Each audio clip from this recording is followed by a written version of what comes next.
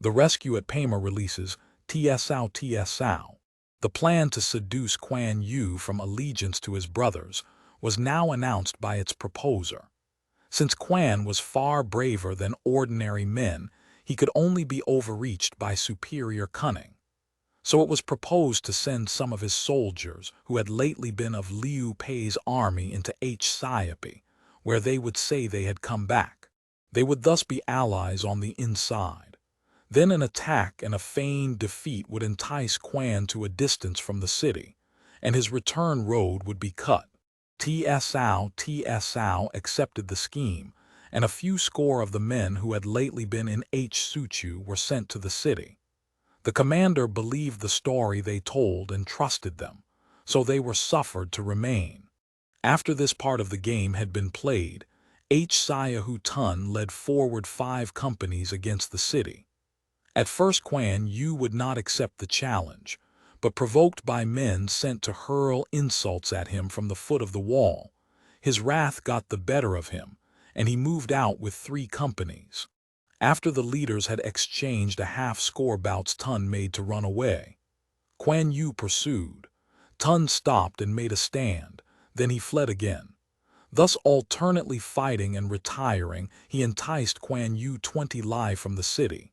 Then Kuan, suddenly remembering the risk to the city, drew off his men to return homeward. Soon, at the sound of a signal bomb, out moved 2 bodies of men who barred his way. Kuan Yu hastened along a road that seemed to offer retreat, but from both sides his ambushed enemies shot their crossbows, and the arrows flew like locusts on the wing. No way past was found, and he turned back. Then both bodies joined in attacking him. He drove them off and got into the road to his own city, but soon Tun came up again and attacked fiercely as before. Evening came and still Kuan was hemmed in, so he went up on a low hill upon which he encamped for a rest.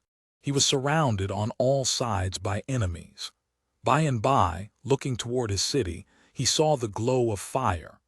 It meant that the traders who had come in to surrender had opened the gate, and the enemy had gone in force. They had made the fires in order to perplex and distress Kuan Yu, and indeed the sight saddened him. In the night he made efforts to escape from the hill, but every attempt was checked by flights of arrows. At daybreak he prepared for one more effort, but before moving he saw a horseman riding up at full speed and presently discerned Chang Liu. When within speaking distance, Kuan Yu said, "Are you come to fight me, Wen Yuan?" "No," replied Chang Liu, "I am come to see you because of our old friendship." Wherefore he threw aside his sword, dismounted and came forward saluting, and the 2 sat down. "Then naturally you have come to talk me over," said Kuan Yu. "Not so," said Chang Liu. "Some time ago you saved me, can I help saving you?" "Then you desire to help me?" "Not exactly that," replied Chang. "Then what are you doing here if you have not come to help me? Nothing is known of the fate of your elder brother, nor whether your younger brother is alive or dead. Last night your city fell into the hands of TʻUshan, but neither soldiers nor people were harmed, and a special guard was set over the family of Yuan lest they should be alarmed. I came to tell you how well they had been treated." "This is certainly talking me over," said Kuan testily. "Though escape is impossible, yet I am not perturbed. I look upon death as going home. You had better depart quickly and let me go down and begin the struggle again. Surely you must know everybody will ridicule you when they hear of this," said Chang, laughing loud. "I shall die for loyalty and righteousness. Who will laugh?" said Kuan. "You would be guilty of 3 faults if you died." "Tell me them," said Kuan. "First of all, you and your elder brother pledged yourselves in the peach garden to die or to live together. Now your brother has been defeated and you want to fight to the death. Therefore, if your brother appear again by and wants your help, he will seek it in vain. Is this anything else than betraying the peach garden oath? Secondly, you are in charge of your brother's family, and if you fought and died, The two women would be left forlorn and without a protector. That would be a betrayal of trust. Thirdly, your military skill stands out conspicuous and will go down in history. If you do not aid your brother in his noble attempt to maintain the dynasty, then all your labors and sufferings will have been spent to win a worthless reputation as a valiant fool. Where is the sense in that? I feel it my duty to point out these three faults to you. Kuan Yu remained silent and thought for some time. Then he said, "You have spoken of my three faults. What do you desire? You are surrounded with the certainty of death if you do not yield. There is no advantage in a useless death. Wherefore your best course is to yield to TʻUshan till you hear news of Liu Pei and can rejoin him. Thus you will ensure the safety of the two ladies, and also keep inviolate the Peach Garden Compact. You will preserve a useful life. Brother, you must reflect on these things. Brother, you have spoken of three advantages. Now I have three conditions. If the minister concede these, then will I doff my armor. If he refuse, then I prefer to be guilty of the three faults and die. Why should the minister not concede them? He is most liberal and large-minded. I pray you to let me hear your conditions. The first is that, as I and the imperial uncle have sworn to support the Han's, I now submit to the emperor, and not to his minister TSao. The second condition is that suitable provision be made for the two ladies under my care, and that no one shall be allowed to approach them.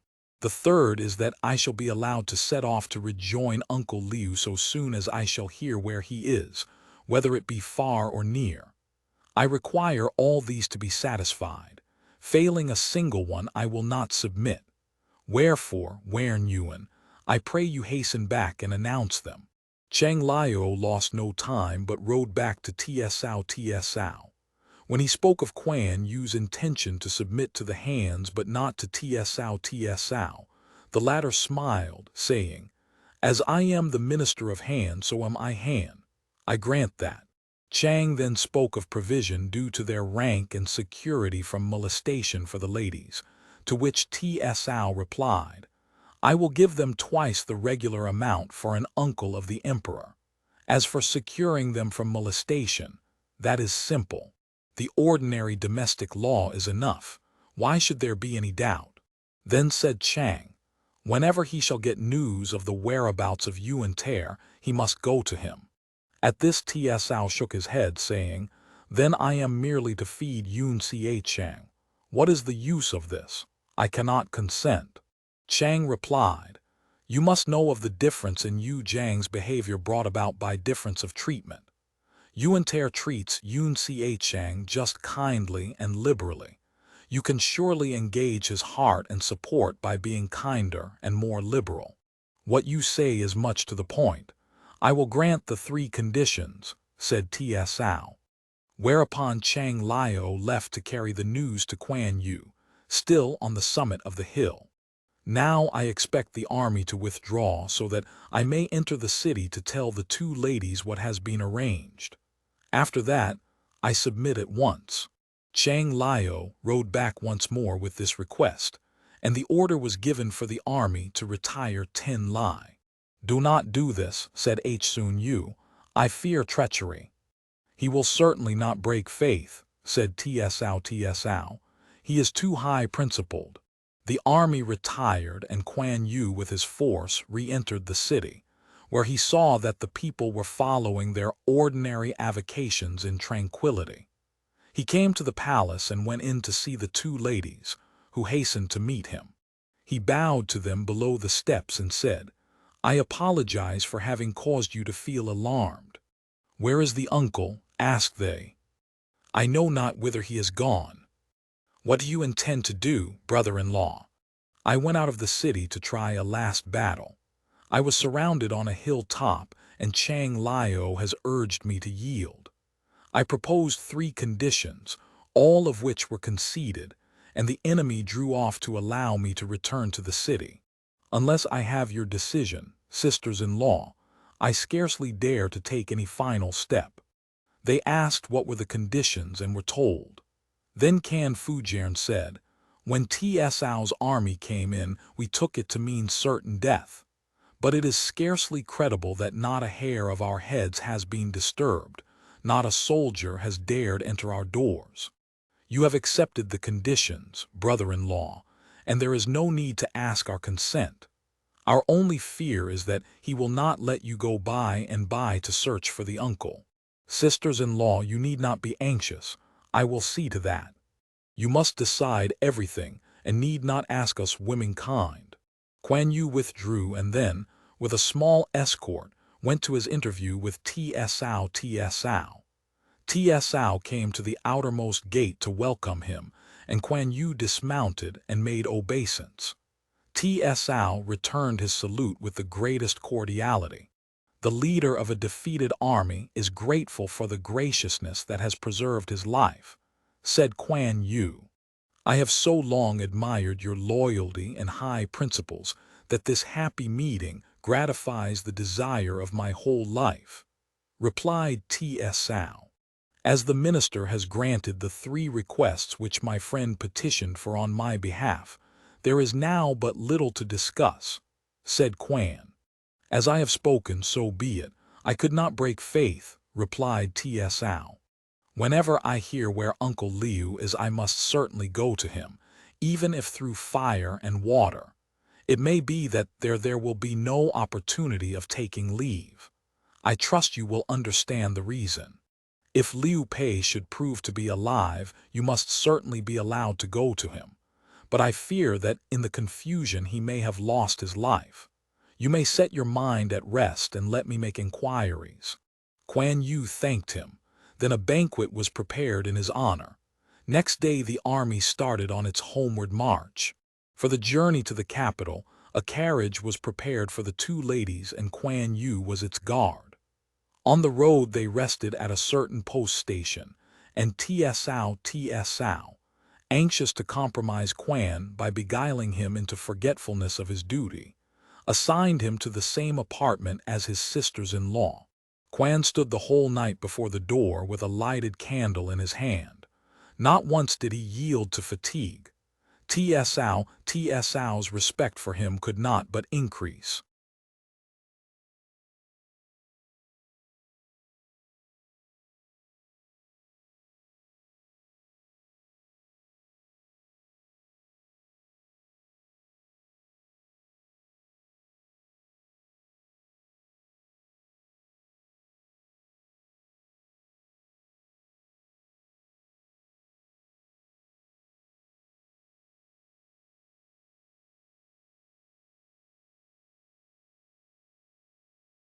At the capital, the minister assigned a dignified residence to Kuan Yu, which he immediately divided into 2 enclosures, the inner one for the 2 ladies and the other for himself.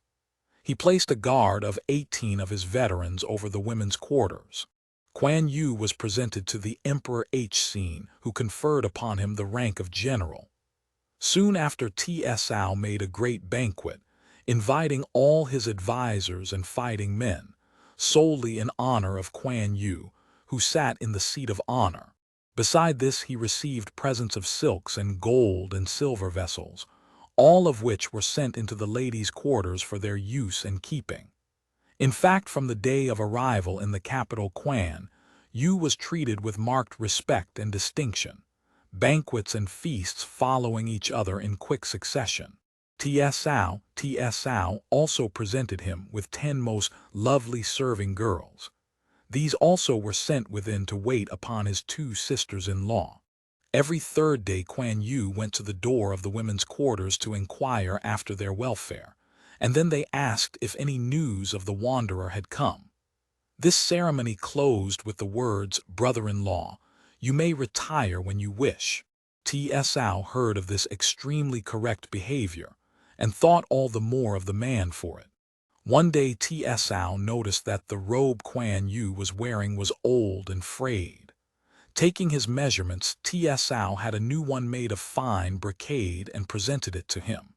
He took it and put it on under the old robe, so that the latter covered it. "Why so very thrifty?" laughed TSAO. "It is not thrift," was his reply. The old robe was a gift from my brother, and I wear it because it reminds me of him. I could not allow the new gift to eclipse his old one. How very high-principled, said TʻUshan sighing. But he was not pleased with the man for all that he praised his conduct. One day when Kuan was at home, there came a messenger to say that the two women had thrown themselves on the ground and were weeping. They would not say why. Kuan set his dress in order, went over and knelt by the door saying, "Why this grief, sisters-in-law?" Kan Fujian replied, "In the night I dreamed that the uncle had fallen into a pit. I woke up and told my Fujian, and we think he must be dead, so we weep." "Dreams are not to be credited," he replied. "You dreamed of him because you were thinking of him. Pray do not grieve." Just then Kuan was invited to another banquet, so he took leave of the ladies and went. Seeing Kuan looked sad and tearful, his host asked the reason. "My sisters-in-law have been weeping for my brother, and I cannot help being sad in sympathy." TʻUshan smiled and tried to cheer up his guest. He plied him with wine so that he became quite intoxicated and sat stroking his beard and saying, "What a useless thing am I! I could do no service for my country, and I have parted from my elder brother." "How many hairs in your beard?" suddenly asked his host. "Some hundreds, perhaps. In the autumn a few fall out, but in the winter it is fullest. Then I use a black silk bag to keep the hairs from being broken," replied Kuan. TʻUshan had a bag made for him to protect his beard. Soon after, when they were at court, the emperor asked what was the bag he saw on Kuan breast. "My beard is rather long, your majesty," said Kuan, "so the minister gave me a bag to protect it." The emperor bade him take off the bag and show his beard in all its fullness, and it fell in rippling waves below his breast. "Really a most beautiful beard," said the emperor. "This is why people call him the Duke with the beautiful beard." Another time, after a banquet, TʻUshan was seeing his guest start from the gate of his palace, when he noticed that his charger was very thin. "Why is he so thin?" said TʻUshan. "My worthless body is rather heavy and really too much for him. He is always out of condition." TʻUshan at once told his men to bring out a certain steed, and before long he appeared. He was red, like glowing charcoal, and a handsome creature in every way. "Do you recognize him?" asked TʻUshan. "Why, it is no other than Red Hair," cried Kuan. "Yes, it is he," said TʻUshan, and he presented the horse, all fully caparisoned, to his guest. Kuan bowed many times and thanked him again and again, till TʻUshan began to feel displeased and said, "I have given you many things, lovely handmaids and gold and silks, and never won a bow of gratitude from you before. This horse seems to please you better than all the rest. Why do you think so poorly of the damsels and so much of the steed? I know the horse and his speed, and I am very lucky to get him. Now as soon as I find out where my brother is, I can get to him in a single day," said Kuan. TʻUshan grumbled to himself and began to repent of his gift, but Kuan took his leave and went away. Fortune dealt a stunning blow. Still he played his part. Partitioning his dwelling proved his purity of heart. The crafty minister desired to win him to his side, but felt that failure was foredoomed however much he tried. Said TʻUshan to Chang Liu, "I have treated him pretty liberally, but he still cherishes the desire to leave me. Do you know if it is really so?" "I will try to find out," was the reply. So he took an early opportunity of seeing Kuan, and when the politenesses of the visit were over, Liu said, "I recommended you to the minister, and you have not lost much by that." "I am deeply affected by his kindness and bounty," said Kuan, "but though my body is here, yet I am always thinking of my brother. Your words do not express present conditions quite correctly. One who lives in the world without discrimination and consideration of his relations with others is not the most admirable type of man. Even Yuan Ter never treated you better than does the minister. Why then do you maintain this desire to get away? I know only too well that he has been most kind, but I have also received great kindness from Uncle Liu. Beside, we have sworn to die together, and I cannot remain here. But before I go, I must try to render him some signal service to prove my gratitude. Supposing Yuan should have left the world, whither will you go? Said Chang. I will follow him to the realms below. There could no longer be the least doubt as to Kuan Yu's intentions, and Chang Liu told TSO just how matters stood. TSO sighed. To serve one's chief with unswerving fidelity is a proof of the highest principle of all, said he. Said Sun Yu. He spoke of performing some act of service before leaving. If he gets no chance of such a thing, he will not be able to go. TSO agreed that this was so. The story of Yuan broke off at the point when he went to Yuan Shao for refuge. Here he was always sorrowful, and when asked the reason, said he did not know where his brothers were nor what had happened to his family, since they fell into the hands of TSO. Why should I not be sad when I have failed towards my country and my family? Said he. I have long wished to attack Suru, said Yuan Shao. Now it is autumn and just the time for an expedition, so let us discuss plans for the destruction of TSO. Tien Feng at once opposed this. When TSO attacked Suchu and Suru was undefended, you let the chance slip by. Now that Suchu has been captured and the soldiers are flushed with victory, it would be madness to attempt it. It is necessary to await another chance. Let me think about it, said Yuan Shao. He asked advice from Yuan whether to attack or to hold on. Yuan replied, TSO is a rebel. I think you are failing in your duty if you do not attack him. Your words are good, said Shao. He made up his mind to move, but again the advisor Tien intervened. Then Shao grew angry, saying, You fellows who cultivate literature and despise war have made me miss a lot. Tien Feng bowed his head and said, Neglect your servant's wise words and you will fail in the field. Yuan Shao was so angry that he wanted to put him to death. However, Yuan begged him off and he was only imprisoned. Seeing the fate of his colleague, another advisor, Chu Shu by name, assembled his clan and distributed among them all his possessions, saying, I go with the army. If we succeed, then nothing can exceed our glory, but if we are defeated, the risk I run is great. His friends wept as they said farewell. Yen Liang was appointed to the command of the advance guard to go to attack Pema. Then Chu Shu first protested. His mind is too narrow for such a post. He is brave but unequal to such a trust. You are not the sort of man to measure my best generals, replied Shao. The army marched to Liang, and the prefect sent an urgent call to Sucheng for aid. TSO moved his armies hastily.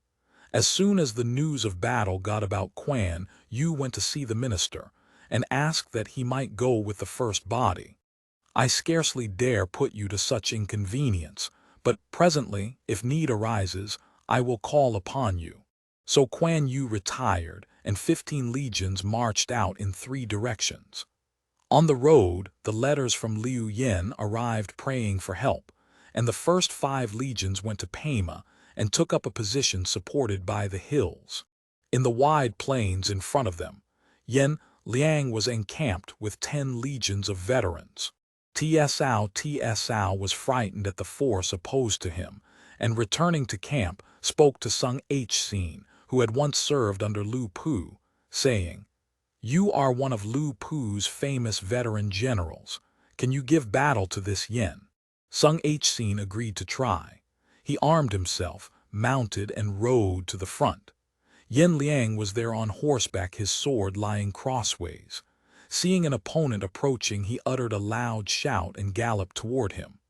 The two met, but after only 3 bouts, Sung Hsin fell under a mighty slash from the other's sword. What a terrible leader, said TSO. He has slain my comrade. I want to go and avenge him." Then cried Yh-Su. TSao bade him go, and he rode out, spear in rest, and in front of the army railed at Yin Liang. Yin Liang replied not a word, but their two steeds came together, and at the first blow from Yin's sword this second champion fell. "Now who again dares face him?" cried TSao. H-Su Huang took up the challenge, and he went out. The combat endured a score of bouts, and then H-Su fled back to his own side. The other captains were now greatly depressed at their failure. Yin Liang, however, had marched off his men, leaving TSao very sad at the loss of two captains in quick succession. Then Ch-Yu went to see him, saying, "I can produce a man the equal of Yin Liang." "Who?" cried TSao. "No other than Kuan Yu. I am afraid that, if he is given an opportunity to perform that return service he spoke of, he will leave me.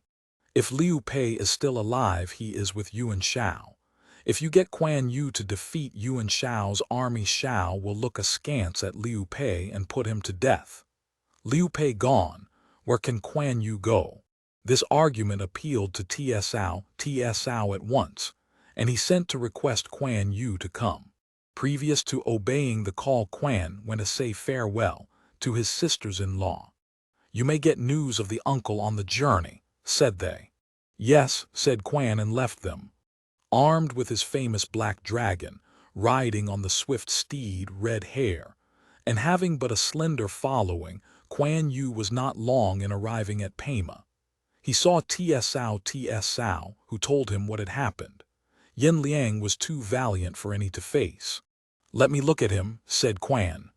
Then wine was served for his refreshment, and while they were drinking, it was reported that Yin Liang once again offered a challenge. So TSao and his guest and staff went to the summit of a hill whence the enemy could be seen. These two sat on the hill top, and the captain stood about them.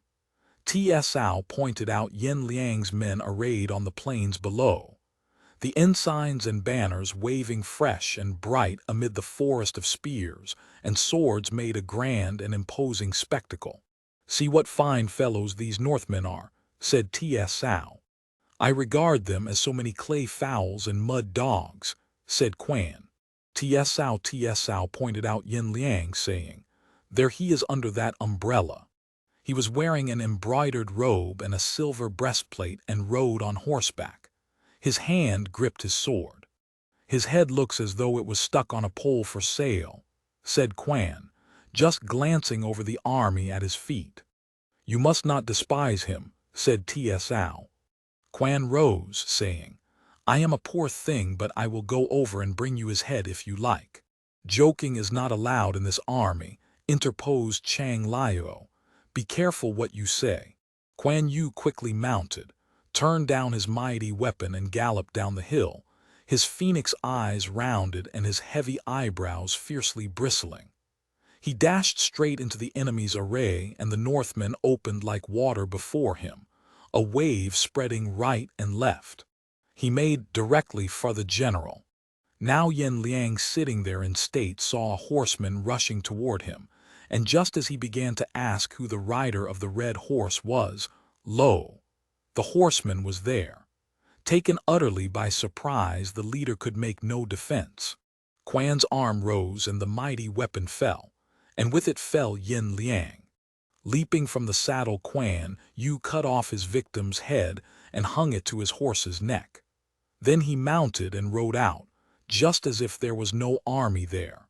The northern men, panic-stricken, made no fight. Tsao's army attacked with vigor and slew great numbers of them. They captured many horses and weapons and much military gear. Kuan Yu rode quickly back up the hill and laid the proof of his prowess at the feet of the minister. "You are more than human, General," cried Tsao. "What have I done to talk about?" said Kuan. "My brother Chang Iter did the same thing in an army of 100 legions, and did it easily." Tsao marveled at the statement, and turning to those about him said, "If you meet this brother, be careful." and he bade them make a note on the overlap of their robes so that they should remember. The beaten army returning northward met Yuan Shao on the road and told their story. A red-faced warrior with a long beard, wielding a huge sword, broke into the army, cut off the general's head and bore it off, said they. "Who was this?" asked Shao. Chu Shu said, "It must have been Liu Yuantair's brother. It could be nobody else." Yuan Shao was very angry, and pointing to Liu Pei, he said, "Your brother has slain my beloved leader. You are in the plot too. Why should I save you alive?" He bade the lictors take him away and behead him. Morning saw him guest on high, evening prisoner, doomed to die. His actual fate will be told in the next chapter.